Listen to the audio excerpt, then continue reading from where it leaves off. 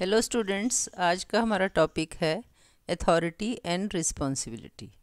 इसमें हम करेंगे कि अथॉरिटी और रिस्पॉन्सिबिलिटी क्या होती है और उसमें क्या डिफरेंस है। अथॉरिटी होती क्या है? अथॉरिटी किसी भी पर्सन को एक पावर या एबिलिटी दे देती है to make decisions and his decisions affect the members of the institution where he is performing the job or he is given authority by his owner or boss of the company। और जो responsibility होती है वो क्या होती है? It is the obligation to perform a task. The person responsible for the work is answerable for the results. For example, एक project manager है, he has been given the responsibility to complete the project and he is answerable to his superiors। तो responsibility में क्या होता है? Task and duties are assigned and those duties are to be completed within time and within the budget. तो अब दोनों का difference कर लेते हैं डिटेल में कि अथॉरिटी और रिस्पॉन्सिबिलिटी में क्या डिफरेंस है। बेसिस ऑफ कंपैरिजन के हिसाब से हम डिफरेंस करेंगे कि अथॉरिटी और रिस्पॉन्सिबिलिटी में क्या डिफरेंस है। Authority refers to the power और right attach to a particular job. जब भी कोई पर्सन किसी जॉब में होता है तो उसके पास कुछ पावर्स होती हैं, कुछ राइट्स होती हैं जो उस जॉब से रिलेटेड होती हैं, या उसकी जो पोस्ट है, डेजिग्नेशन है, उस डेजिग्नेशन पर पहुंचते ही उसके पास कुछ अथॉरिटी आ जाती है। कैसी अथॉरिटी होती है? टू गिव ऑर्डर्स, वो ऑर्डर दे जा सकता है। ही कैन एनफोर्स रूल्स, जो कंपनी में कोई रूल्स बने हैं उन रूल्स को लागू करवाने की अथॉरिटी उसको मिल जाती है। He has the right to take decisions and exact compliance. जैसे जैसे रूल्स रेगुलेशन बने हैं उस हिसाब से वो अपने जूनियर्स या अपने सबऑर्डिनेट्स जो हैं उनको इंस्ट्रक्शंस दे सकता है to complete the work according to the rules made in the company. और रिस्पॉन्सिबिलिटी क्या होती है? रिस्पॉन्सिबिलिटी डिनोट्स ड्यूटी और ऑब्लिगेशन टू अंडरटेक और अकम्प्लिश के टास्क सक्सेसफुल। रिस्पॉन्सिबिलिटी क्या है कि जिस पर्सन के पास अथॉरिटी है, he has given the responsibility, तो जिस पर्सन को रिस्पॉन्सिबिलिटी दी गई है उसकी ये ड्यूटी बनती है या उसको ये ऑब्लिगेशन है कि वो उस टास्क को सक्सेसफुली कंप्लीट करेगा, which is assigned to him by the senior और established by one's own commitment. या तो उसके सीनियर ने उसको रिस्पॉन्सिबिलिटी दी है कि आपने ये काम इस पीरियड में कंप्लीट करना है, या उस पर्सन ने खुद कमिटमेंट की है according to the circumstances that he will complete that job within this time and within this budget. तो ये उसकी अपनी रिस्पॉन्सिबिलिटी ही है। He has given the commitment and according to the circumstances. तो अब उसकी रिस्पॉन्सिबिलिटी बन जाती है that he has to complete that job which he has himself committed that he will complete within stipulated time. Next है कि responsibility और authority का ओरिजिन कहाँ होता है।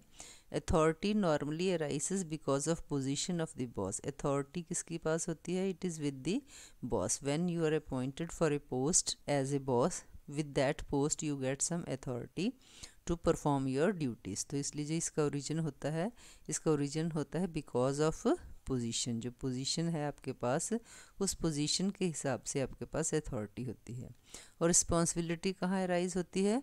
When there is superior and subordinate relationship between two persons, then responsibility arises. इसका origin हो जाता है superior gives some responsibility to this subordinate.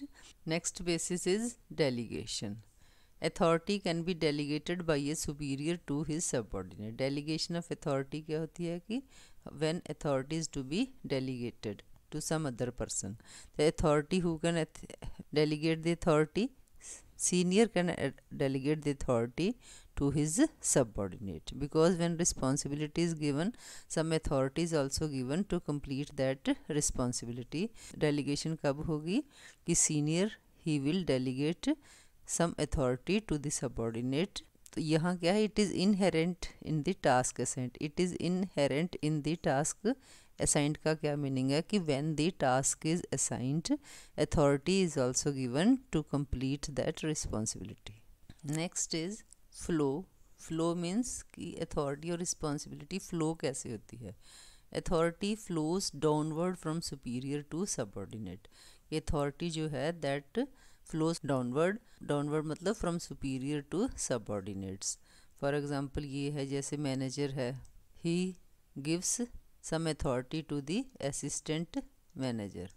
Assistant manager gives some authority to the supervisors to perform the job. In this way, authority flows from downward, from superior to subordinates, and responsibility flows from subordinates to superiors.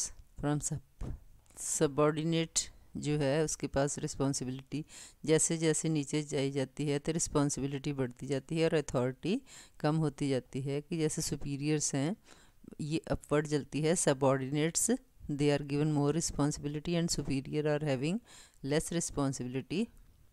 Next is objective. what is the objective of authority and what is the objective of responsibility? Authority is exercised to take decisions and implement it. Whenever a person is having authority because of his post or position, then he is given authority so that he can take some decisions which are related with that post and he can get those implemented. और responsibility जो होती है वो क्या है? It is given to execute duties which are assigned by the superior. जो superior है, if he give some duties and to complete those duties you are given some authority so that that duties can be performed. Responsibility